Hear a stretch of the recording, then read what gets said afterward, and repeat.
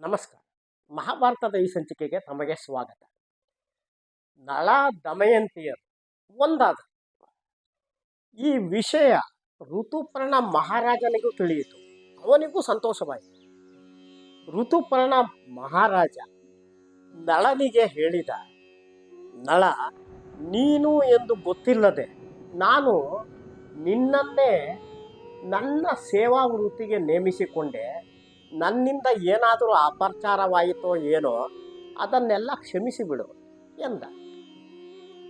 ನಳ ನುಡಿದ, ಋತುಪರ್ಣ ಮಹಾರಾಜ, ಅಂಥದ್ದೇನೂ ಆಗಿಲ್ಲ, ಆ ರೀತಿಯ ಅಪಚಾರಗಳು ನಡೆದಿಲ್ಲ.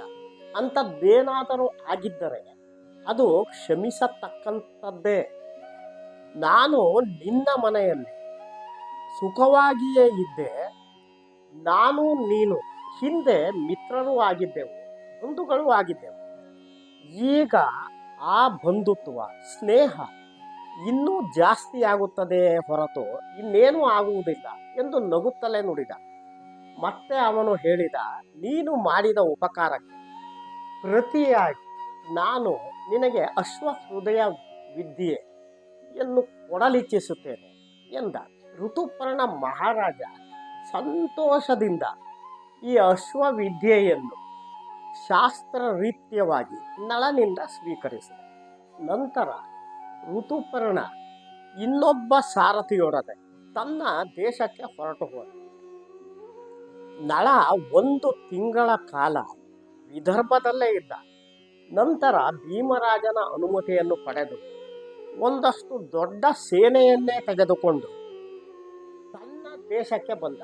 ನಿಷಧಕ್ಕೆ ಬಂದ. ಅಲ್ಲಿ ಕೋಟೆಯ ಹೊರಗಡೆಯೇ ಆ ಸೇನೆಯನ್ನು ನಿಲ್ಲಿಸಿ ಒಳಗೆ ಹೋಗಿ ತನ್ನ ಸೋದರ ಪುಷ್ಕರನನ್ನು ಕಂಡ.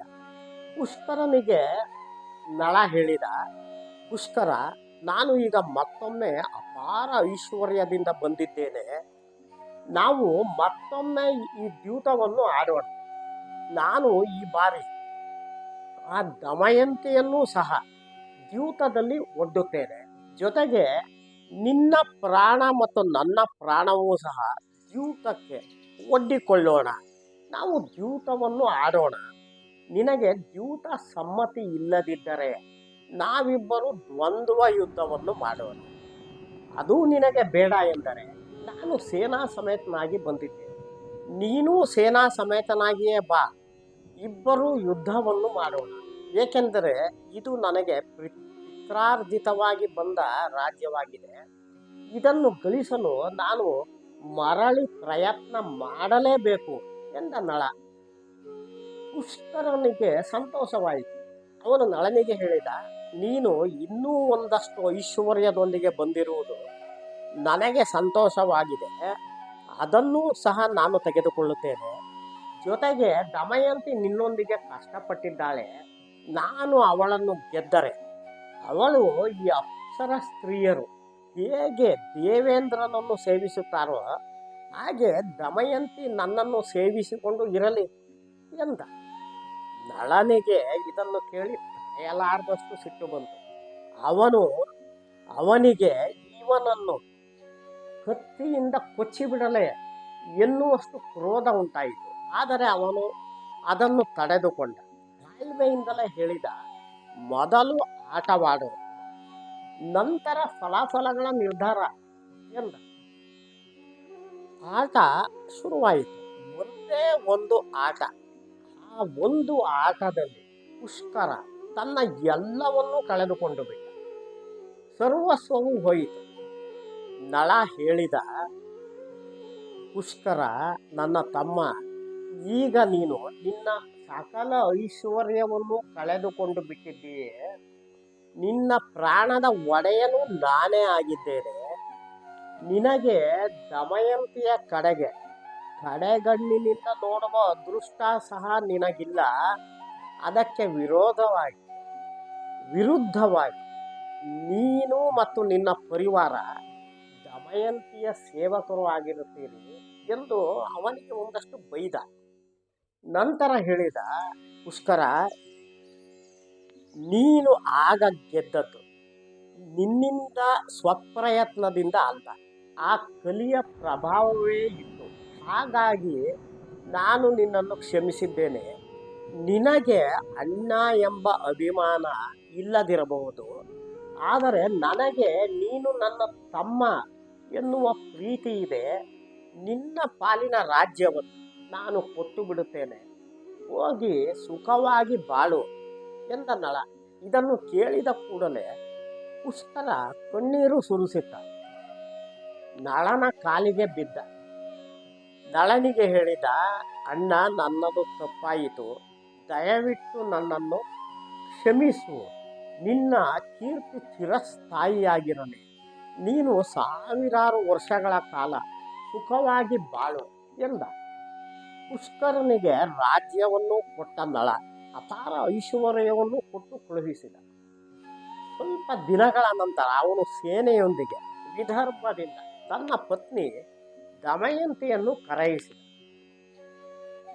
ಇಡೀ ಪ್ರಜೆಗಳಿಗೆ ಇದರಿಂದ ಬಹಳ ಸಂತೋಷವಾಯಿತು. ನಳ ದಮಯಂತಿಯರು ಒಂದಾದರು. ನಳನೇ ಮತ್ತೆ ತಮಗೆ ರಾಜನಾದ. ಹಾಗಾಗಿ ಎಲ್ಲ ಕಡೆ ಉತ್ಸವ ಸಂಭ್ರಮದ ಆಚರಣೆಗಳು ನಡೆದವು. ಈ ನಳ ಮಹಾರಾಜ ಅನೇಕ ಯಜ್ಞ ಯಾಗಾದಿಗಳನ್ನು ಮಾಡಿ ಪ್ರಜೆಗಳನ್ನು ದಕ್ಷ ರೀತಿಯಿಂದ ನಿರ್ವಹಿಸುತ್ತಾ ಬಹುಕಾಲ ರಾಜ್ಯವನ್ನು ಆಳಿದ. ಈ ನಳೋಪಾಖ್ಯಾನ ಎಂಬ ಕಥೆಯನ್ನು ಈ ಬೃಹದರ್ಶನ ಮುನಿಗಳು ಯುಧಿಷ್ಠಿರನಿಗೆ ಹೇಳಿದರು. ಇದನ್ನು ಹೇಳಿದ ನಂತರ ಅವರು ಯುಧಿಷ್ಠಿರನಿಗೆ ಹೇಳಿದರು, ಯುಧಿಷ್ಠಿರ, ನೋಡು, ನನಗೆ ಅನ್ನಿಸುವುದು ಆ ನಳ ಮಹಾರಾಜನೇ ನಿನಗಿಂತ ಕಷ್ಟವನ್ನು ಅನುಭವಿಸಿದ. ಅವನಿಗೆ ತನ್ನ ದುಃಖವನ್ನು ಹೇಳಿಕೊಳ್ಳಲು ಸಹ ಯಾರೂ ಇರಲಿಲ್ಲ. ನೋಡು, ನಿನಗೆ ನಿನ್ನನ್ನೇ ಅನುಸರಿಸುವ ಪತ್ನಿ ಕೃಷ್ಣೆ ನಿನ್ನೊಂದಿಗೆ ಇದ್ದಾಳೆ. ನಿನ್ನ ಪರಾಕ್ರಮಶಾಲಿ ಸೋದರರು ಅವರು ನಿನ್ನನ್ನೇ ಎಲ್ಲ ಕಾರ್ಯಗಳಲ್ಲೂ ಬೆಂಬಲಿಸುತ್ತಾ ಇರುತ್ತಾರೆ.